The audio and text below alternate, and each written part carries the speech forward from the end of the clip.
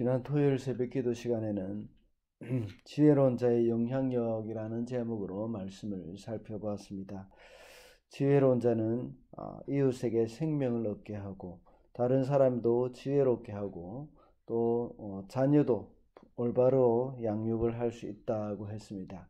오늘 본문에서는 삶의 기본적인 부분에 대해서 지혜로운 자와 미련한 자의 태도를 서로 대조하면서 말씀하고 있습니다. 그리고 10절 이후로는 주로 마음과 관련된 말씀을 통해서 이 지혜로운 삶은 바로 마음의 태도와 많이 관련이 있다는 것을 교훈을 해주고 있습니다.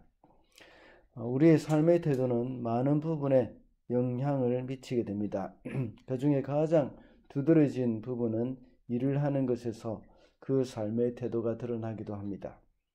일을 열심히 하는 것도 중요하지만 어떤 태도와 마음가짐으로 하느냐가 아주 중요합니다. 일꾼들 중에는 일은 잘하지만 문제를 많이 일으키는 사람들이 있습니다. 그런데 반대로 문제는 잘 안 일으키지만 일을 잘 못하는 사람도 있습니다. 정말 성숙한 일꾼은 문제도 일으키지 않고 또 일도 잘하는 그런 사람들이라고 할 수 있습니다. 그래서 오늘은 이 성숙한 일꾼이라는 제목으로 말씀을 살펴보고자 합니다. 첫째로, 성숙한 일꾼은 굳은 일이라도 기꺼이 감당합니다.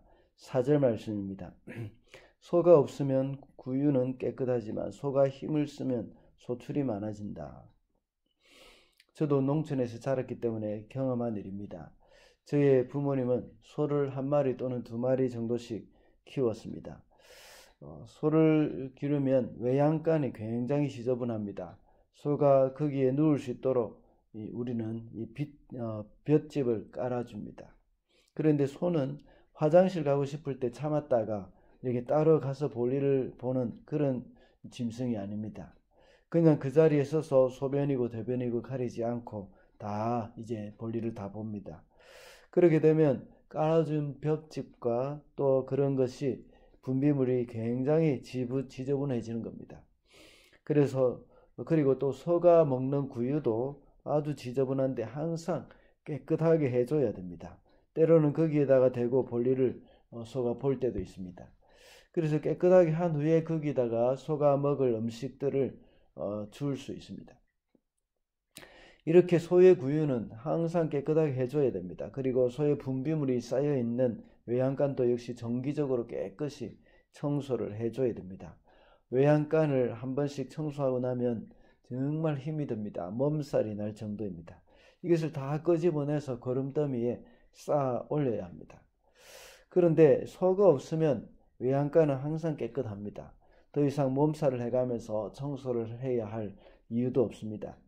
편하긴 하지만 이 소를 이용해서 일을 할 수 없게 됩니다. 소가 수레를 끌고 밭을 갈기 위해서 쟁기를 끌어줍니다. 만약에 외양간 청소를 하고 구유를 청소하는 것이 싫어서 소를 팔아버린다면 농사를 지을 때의 어려움을 보게 됩니다. 이와 같이 뭔가를 얻기 위해서 굳은 일을 감당해야 합니다. 힘이 들고 귀찮게 여겨지는 일이라도 우리가 잘 감당을 해야 한다는 겁니다. 많은 사람들은 좀 힘든 일이지만 귀찮은 일 또는 별로 사람들에게 눈에 띄지 않는 일들은 하기 싫어합니다. 그러나 굳은 일을 하는 사람은 이 진정한 일꾼이라고 볼 수 있습니다. 가정과 사회 또 교회에서 굳은 일을 감당하는 성도들이 우리는 되어야 합니다. 주님을 닮기 원하는 이 성숙한 사람이 되기를 바란다면 빛나고 화려한 일보다 굳은 일을 감당해야 합니다. 사람들은 몰라줄 수도 있습니다. 그러나 주님은 아십니다. 또한 일을 할 때 싫은 소리를 들을 각오를 해야 합니다. 일을 할 때는 칭찬만 들으면서 일을 할 수는 없습니다. 비판도 들을 수 있다는 것을 기억해야 합니다. 그럼에도 불구하고 묵묵히 감수하는 것이 바로 성숙한 일꾼입니다. 이렇게 성숙한 일꾼은 굳은 일이라도 잘 감당해야 합니다. 둘째로, 성숙한 일꾼은 정직합니다. 9절입니다. 어리석은 사람은 속죄 제사를 우습게 여기지만 정직한 사람은 하나님의 은총을 누린다. 정직한 사람이 하나님의 은총을 누린다고 말씀하고 있습니다. 이 말씀은 앞에서 말한 어리석은 사람이 속죄 제사를 우습게 여긴다는 말씀과 상반되는 그런 말씀입니다. 어리석은 사람은 이 죄와 심판을 심각하지 않게 생각하기 때문에 이렇게 계속해서 죄를 범한다는 말입니다. 정직한 자는 이 죄를 회개하고 두렵고 떨림으로 선하고 진실한 삶을 추구합니다. 그래서 그런 사람에게 하나님의 은혜가 임한다는 말씀입니다. 죄에 대하여서 이 단호하고 항상 그것을 경계함으로 은혜를 받아 누리는 그런 지혜로운 일꾼이 되어야 하는 겁니다. 성숙한 일꾼은 이렇게 하나님을 두려워하기 때문에 정직하게 일을 하고 이 죄를 미워하는 마음으로 또한 일을 하게 됩니다. 그래야 문제도 안 일으킵니다. 얼마 전에 한국에서 이 건물을 철거하면서 건물이 무너져서 이 도로를 덮쳐 인명사고가 났던 그런 사건이 있었습니다. 그런 사고가 일어난 이유는 정직하게 일을 하지 않았기 때문입니다. 그래서 죄 짓는 것을 너무나도 가볍게 여기고 우습게 여기는 사람들이 있었기 때문입니다. 돈을 아끼기 위해서 본래 지침대로 정직하게 철거 작업을 하지 않았기 때문입니다. 항상 문제는 정직하게 일을 하지 않기 때문에 발생하게 되는 겁니다. 그러나 성숙한 일꾼은 죄를 미워하고 하나님을 두려워하는 마음이 있기 때문에 이 철저하게 법을 지키면서 규칙을 지키면서 이렇게 일을 하게 됩니다. 세상은 이렇게 일을 하는 사람을 보면서 또 정직하게 일을 하는 사람을 보면서 어리석다고 말을 하지만 성경은 이런 사람을 지혜로운 사람이라고 말을 합니다. 우리도 교회에서 일을 하든지 세상의 일터에서 일을 할 때 이 불법을 미워하고 정직하게 맡겨진 일을 감당해야 합니다. 성숙한 일꾼, 또 착하고 충성된 종이라고 하나님께서 칭찬을 들을 수 있도록 그렇게 우리는 노력을 해야 한다는 것입니다. 마지막으로 성숙한 일꾼은 마음을 잘 다스립니다. 10절과 14절 말씀인데 14절만 읽겠습니다. 마음이 삐뚤어진 사람은 자기가 한 만큼 보응을 받고 선한 사람도 자기가 한 만큼 보응을 받는다. 언젠가 한번 소개해드린 책이 있습니다. 제목은 기분이 태도가 되지 않게라는 책입니다.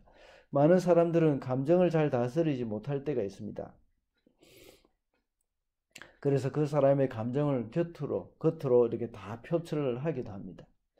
그래서 기분이 좋지 못하면 그 좋지 못한 태도로 주위의 사람들의 마음도 불안하게 하고 또 기분이 상하게 만듭니다.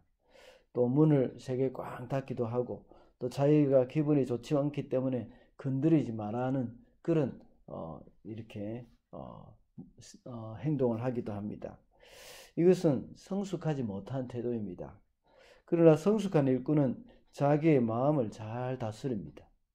오늘 읽은 본문 10절부터 14절까지는 마음에 관해서 많이 말씀을 하고 있습니다. 그 중에 10절은 마음의 고통과 마음의 기쁨에 대해서 말을 하고 있습니다. 그리고 13절에서는 마음의 슬픔이 있는 것과 즐거움이 있는 것에 대해서 말하고 있습니다. 그리고 방금 읽은 14절에서는 마음이 비뚤어진 사람에 대해서 말씀을 하고 있습니다. 이런 것들은 모두 우리의 감정과 관련이 되어 있는 것으로서 우리의 행동에 많은 영향을 주기도 합니다. 그러나 성숙한 사람은 이런 마음에 의해서 그들의 태도가 좌지우지 되지 않습니다. 기쁘거나 슬프거나 화가 나거나 상관없이 그 행동은 일관됩니다. 다시 말하자면 기분에 따라서 이 태도가 달라지지 않습니다.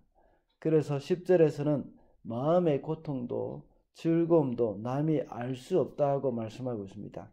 그렇기에 다른 사람이 나의 마음이나 기분을 알아주지 못한다고 해서 정말 실망할 필요가 없습니다.